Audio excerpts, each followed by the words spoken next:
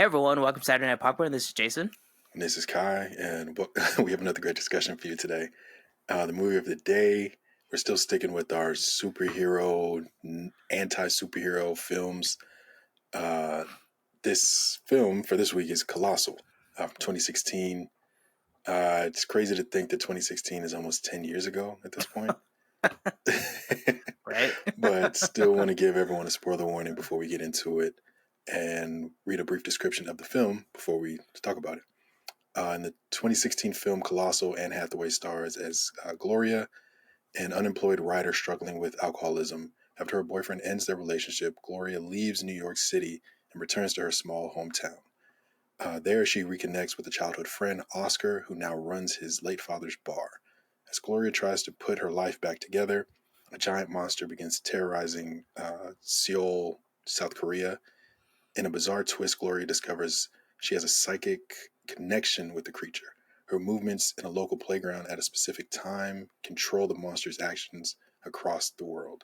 Colossal is a unique blend of science fiction, black comedy, and drama, exploring themes of personal responsibility, the battle against one's inner demons, and the consequences of our actions. Directed and written by Nacho, don't want to destroy that last name, so I'll skip it. The film channels genre convictions and offers a fresh take on monster movies with its dark humor and emotional depth. Yeah, that is a long thanks, or summary. I always get the long I'm the one ones. that makes the summaries, and then so you get the long one this time. You get the short, sweet, cute ones. I get these long ones with these crazy words. So I don't mess up and everything, and so I gotta mess up. But this one's it's like I was like, is this like Godzilla? This is like Godzilla. Yeah, it was a cool concept though. Like I remember seeing trailers and like seeing the movie poster for this back in like 2016 and thinking like, oh, it's a cool premise. I don't think I'm going to watch it right away, but it's a cool premise. So I'm happy we decided on this topic for this month and we threw this in here because it's one of those ones. It's like, okay, I've seen it and I could potentially recommend it because it's a fun watch. Not great, but a fun watch. Yeah, it's funny because it's like you remember seeing trailers for this and posters.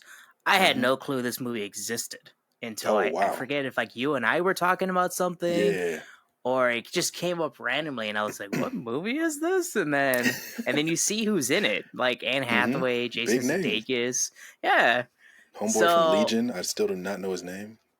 Yeah, I have no clue. I had no clue this thing existed. And then Patty and I, when we were looking it up to like watch it, and we were like, trying to figure out like where it's at. It's on Tubi and everything. Yeah. And she was like, it has a fairly decent rating on Rotten Tomatoes. And I can see this being like one of those movies that it's like a cult classic where it's like it's an obscure movie that I bet you like half the people you talk to have no clue that Anne Hathaway and Jason Sudeikis made this movie. Yeah. And that's the crazy thing is I felt it as like a cult classic feeling up until the reveal. Like I enjoyed the banter between the two. I enjoyed them acting as a robot and a monster and terrorizing a city. Like I enjoyed all of that up until they revealed like how much of a dick Jason Sudeikis was from the time they were children and how everything kind of played out for them to have these like weird psychic powers.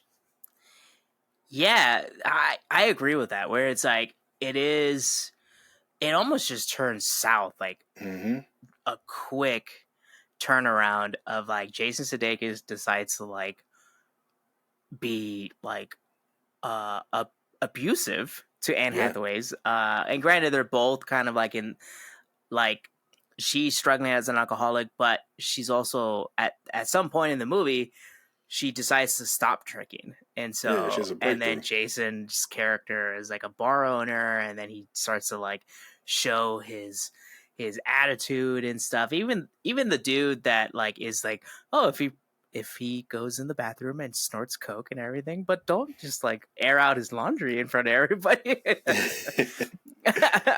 But that one friend was a wimp though. Like for him to watch as everything was playing out and not try to intervene is crazy. Me too. I was like, is that his brother or something? Like, is there something that like, is there a connection as to why he's not saying anything? Yeah, Granted, there's that like kind of like that friendship psychological thing. like oh like this is all gonna go away, but eventually he just kind of like disappears, and then he shows Yeah, up at the end where he's at a random bar just watching something, and which is fitting because then it's like, all right, I have no way of controlling this, so I'm just gonna leave and yeah, disappear and stuff. But yeah, it does turn around very quickly, and it's like quick. it almost becomes uncomfortable when you're watching Sudeikis's like portrayal of this like douchebag guy.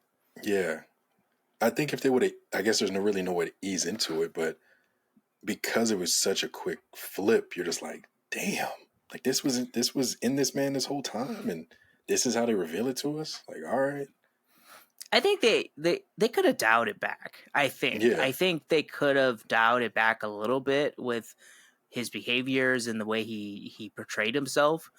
Is I think that's more of a writing thing, where like, or a directing of like, how intense do you want him to be? hmm, And but it wasn't needed. It was yeah, not needed at all, because like you said, it's a very cool concept. And I yeah, wrote that down. It's like, this is a cool concept, but again, we talk about it quite a bit, where like the execution of it is not hmm, very good. yeah, because it had like the directing. I can't say the directing was terrible. It had some great shots throughout, but it's just that ending transition. It was just shocking. It's like, whoa, I wasn't expecting that from the same character I saw 5 minutes ago, giving Yeah, away a futon and a TV. Like, right. the And all heck? this stuff and everything, like, Yeah. but it makes sense and stuff and everything. But it's very confusing once you kind of watch it and stuff, because you're like, oh, like this is like a Godzilla type of like monster that can fight a robot Hmm. and everything, and you're like, this Yeah. is cool. And then you're like, all right, well, they are like doing these behaviors and they're cognizant of these behaviors. So then I think that's the route they could have gone down a little bit more, where it's like, how far do they go and push this Yeah. and all that. But It then seemed like they they kind of do tried that, something but else. they rushed it. Like I when think so too. Sudeikis was stepping on people and Hathaway was freaking out, like, oh no, I need to save the people. Like, I feel a type of way about destroying a city. Yeah, So it seemed like they tried to go down that path, but it just was so quick that it felt overlooked. right. And it's funny because it's like the CGI of the monsters is fairly good. I'm like, for Better than like, CGI now. right. It's like for a low budget. And I do have a question about low budget in terms of like, I'm assuming this is a fairly low budget as to like what Jason Sudeikis and Anne Hathaway have been used to in the I'll last say few Anne years and Hathaway over stuff. Jason Sudeikis.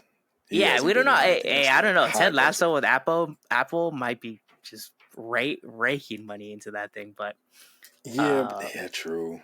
but being on Batman for Anne Hathaway probably was like, Oh whoa, this yeah, is like that was what big money budget. gives Christopher you. Nolan Batman, big budget. Oh, Yeah, and so freaking Interstellar too. that's true. Yeah, yeah. Yeah. So some big movies, Hmm. but yeah, you're surprised where it's like, yeah, it seems like a low budget movie. There's like only a few characters that you're kind of following and everything. It's a small town too, so you Hmm. kind of like, you know, the setting's kind of pretty easy to kind of get. But then the CGI, like, it's coming out of like this like electric smoke, and Yeah. then like they're like stomping on things. I was like, it's pretty impressive even now to watch it almost 10 years later, like what you're saying. Still looks great. Yeah. Yeah. Even when they're shocked, like when they climb the fence and you Oh, follow the lightning, thunder, whatever. I always get those confused. You follow that and it strikes the kids. You're like, that looked good. yeah. Right. It looked like a very powerful moment. You kind of Hmm. knew and all this stuff. But my They should have question used with that like, for the Flash. I well, well, they use that for the TV show Flash. Ah. but my question is like, all right, do you think low budget, the look of low budget has now become has somewhat become a style and everything. Like people go out of their way to do like low budget films. Yeah, I think I want to say A24 kind of made that popular Mm-hmm. because a lot of their famous movies, they're all indie. So, indie films don't have the largest budget, but they're able to still create a piece of art with the lighting. Mm-hmm. So they cut back on one thing, but they amp up the lighting and it makes the movie feel more grand than it actually is. So I definitely would think that more and more studios and filmmakers are going for the low budget versus like, oh, give me $100 million to make this film, because you pay $100 million for a film and you get uh, the The Marvels, Flash, the the Flash, the Aquaman. Marvels. Yeah, like what the hell am I paying for?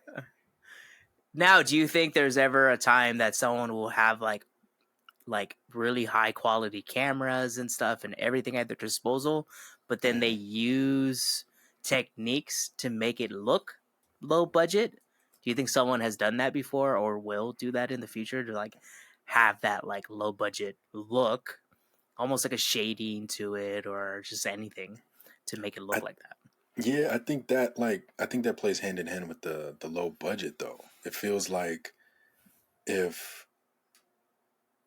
if you can't do low but like if you have the ability to do a high budget film, it feels like a lot of films are still trying to dial back the look of what they're showing and adding more grain to give it like a filmic look, True.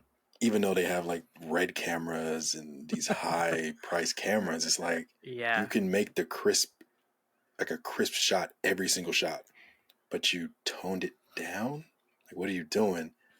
But I think filmmakers realize like having the sharpest film isn't always the best. Like it gives it a fake look.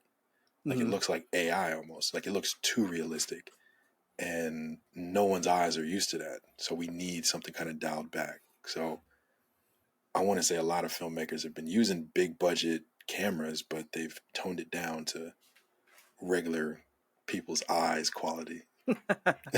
I can see that where it's like, yeah, it does give it a certain look and everything, and you kind of like that ultra crispness and everything. Like you go out of your way to do that. Like you're playing a video game and you're like, I want Yeah, like ultra crisp and everything, but you do lose a little bit when you're like, there's like depth of field that you don't yeah. typically like. You have no clue that like, all right, like that guy's like all the way back there, or this guy's in front of you and stuff.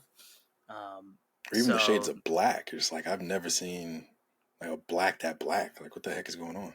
yeah, that's true. So I don't know, and we kind of already talked about like what we disliked about this movie, where it's Yeah, like it just like the story just just turns falls off. around and turns, yeah, falls off and it just stops. Which is, it sucks because it's a cool concept. Hmm. Yeah. What'd you end up rating it? Let me see. I think I gave it the same thing as you. Okay, I am I gave it a underprepared. I gave it a 2.5 while you searched. I thought, like we've been saying this whole episode, I enjoyed it. It had its funny moments, had its touching moments, great concept, but some of the execution and then the ending and the reveal just wasn't there for me. So yeah, I gave it a 2.5. I gave it a 3 actually, looking back at it and everything. And I think the ending, I think her like idea, like when you see what she's doing, you finally like figure out like, all right, she's flying to the other side of this like Yeah. magical portal. And I was like, Mm-hmm. all right, that makes sense. That's a good way to do it and stuff. But I was like, hey, like there's like times where you like he should have or she should have ate him and everything, just to like, instead of throwing him Just like away and chucked him. everything. So there's like things like that, but like it does kind of wrap up into like a nice little bow at the end. But the way that they get there is like you want Yeah. more of like the fighting and stuff, or like just more of like them trying to figure out like, all right, like how do we do this, or what's this, why is it only us, and all Yeah. this stuff. Like there's like still questions that are left unanswered, and so I gave it a solid 3. um in terms of recommending this to anybody, who you recommend it to? That's the funny part. Is like I would actually recommend it to people because it was a fun watch. Like like you were saying, it can be. I could see it being a cult classic down the line. Like it wasn't an amazing movie, but it was something I can see myself being like, oh man, what do I want to watch right now? I just want something that I can kind of turn my brain off and enjoy. This would be one of those ones I would add to my list, even though I gave it such a low rating. Yeah, I think Patty and I were talking about like recently, where it's like there's some bad movies that you're like, all right, like I can totally watch that again. Like it's we know it's bad and stuff, and like this is not like crazy bad and stuff, but like it is an interesting something. Like if I had it on my shelf, like someone would be looking at it like, oh, what's Colossal? Like, oh, that's a pretty interesting movie and everything. And it's not a quick it's a quick watch, and so I Yeah. think it's easy to recommend to somebody. But I don't see myself recommending this to my parents. I think they're a little like older and stuff, and they wouldn't really like take on to this. But I can see my brothers and Nick and Nicole and stuff having some a good Friday night with this. So I think younger people, more like our age, even though we're not very young.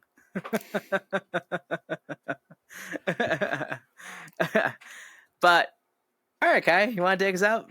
Yeah. Thanks for joining us for another episode of Saturday Night Popcorn. I'm Kai.